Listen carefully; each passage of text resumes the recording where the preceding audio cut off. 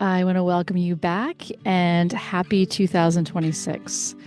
I am really, really glad you're here, and I'm so grateful to be back on Enemy of My Truth.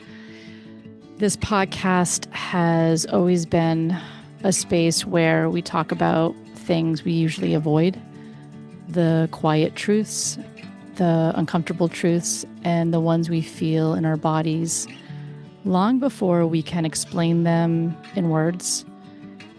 And as we step into this new year, I feel like that theme, being the enemy of our own truth, is louder than ever for so many of us.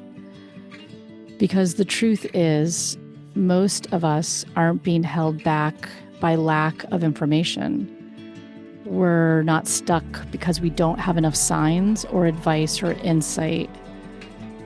We're stuck, for some of us, because somewhere along the way, we learn to override ourselves. We learn to question what we feel. We learned to rationalize what doesn't sit right. And we learn to stay loyal to situations, relationships, our careers, and family dynamics that no longer match who we are. And we can call that being responsible, or mature or committed, but often it's just fear of wearing a very convincing mask, right, for others. And this year, the work I'm doing, both privately with clients and publicly through teaching, keeps circling back to this question: where have you become the enemy of your truth? And I see it constantly in relationships, staying because it's not bad enough to leave, second guessing the early signs, trying to think your way into emotional safety instead of feeling your way there.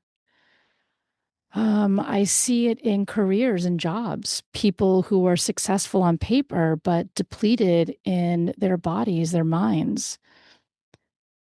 Individuals who keep saying, I should be grateful, while their soul is quietly tapping them on the shoulder saying, this just isn't it anymore.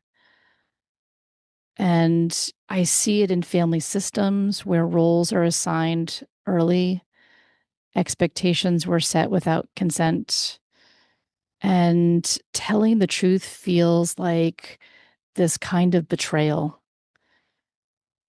And I see it most deeply on the soul level.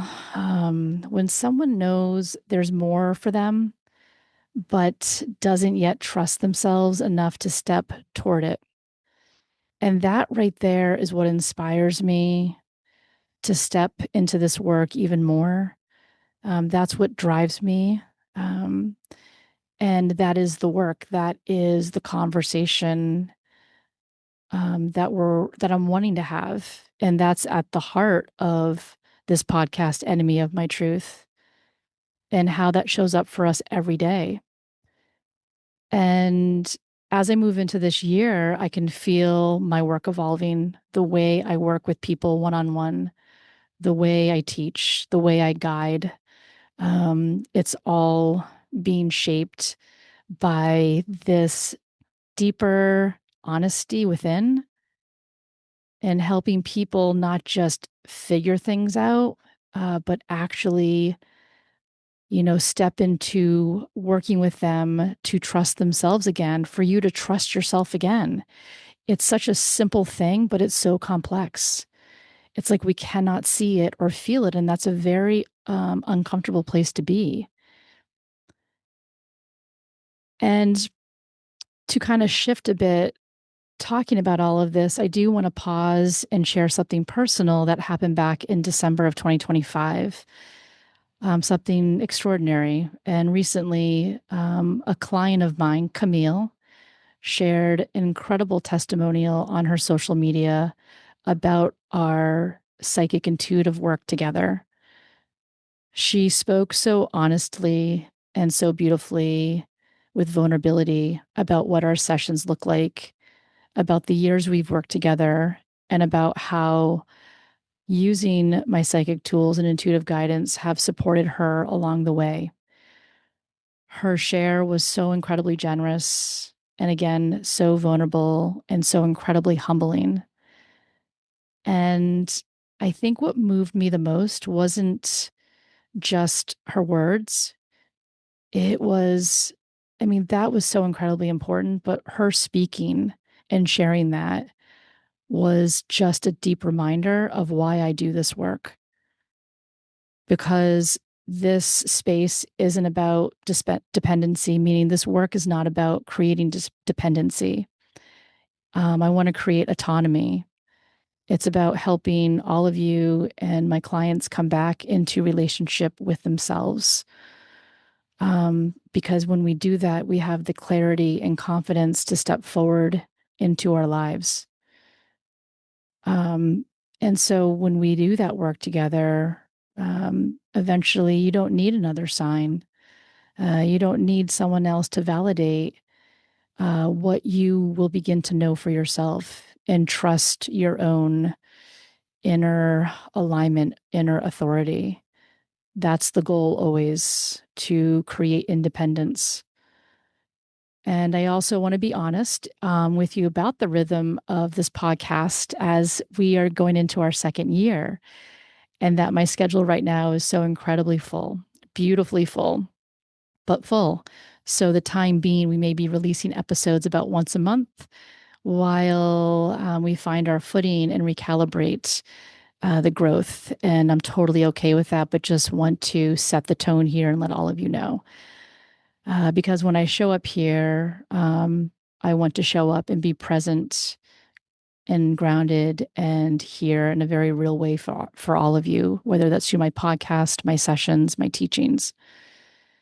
And there are so many things unfolding behind the scenes this year, new offerings, deeper teachings, expanded ways to work together, which we will be announcing soon. Still working on my book, Enemy of My Truth, that we will hopefully set a new date for publishing. But again, it's taking a step back and taking care of what I can.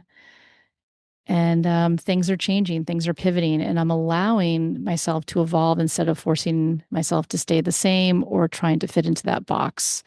And it's a reminder for anybody out there that's trying to do it all, that sometimes we have to take a step back and take a few things off of our plate and know that they'll get done when they are meant to. And that sense of permission to give that to yourself, we have to do that every once in a while. And that too is, by owning that for myself and being really honest, it's part of not being the enemy of my own truth and seeing what that looks like daily for me and checking in. But I'm deeply grateful, I'm humbled, and I'm genuinely excited about what's ahead for this year and for all of you who are walking your own truth and your journeys alongside this work. Thank you for being here. Thank you for just listening. And thank you for just being willing to perhaps take a look at places where honesty changes everything and how we can step into that and give ourselves that incredible gift each and every day. I'm so glad you're here, and much love.